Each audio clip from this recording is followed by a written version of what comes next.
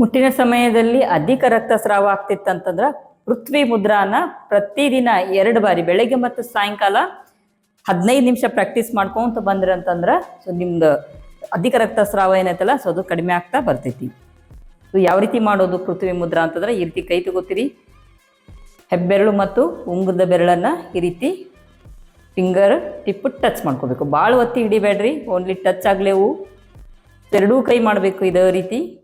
ಇನ್ನು 3 ಬೆರಳುಗಳು ಸೀದಾ ಇರ್ತಾವು. ಸೊ ನೆಕ್ಸ್ಟ್ ಕೈ ಹೊಳಿಸ್ಕೊಂಡು ಕೈಗಳು ಮೇಲ್ಮುಖವಾಗಿರಬೇಕು. ತೊಡೆ ಮೇಲೆ ಇಟ್ಕೊಂಡಿರ್ತೀರಿ. ಇಲ್ಲಿ ಕಣ್ಣುಗಳನ್ನಾದರೂ ಮುಚ್ಕೋರಿ ಅಥವಾ ಕಣ್ಣು ತೆರೆದಾದರೂ ನೀವು ಈ ಮುದ್ರಾನ 15 ನಿಮಿಷ ಪ್ರಾಕ್ಟೀಸ್ ಮಾಡ್ಬೋದು.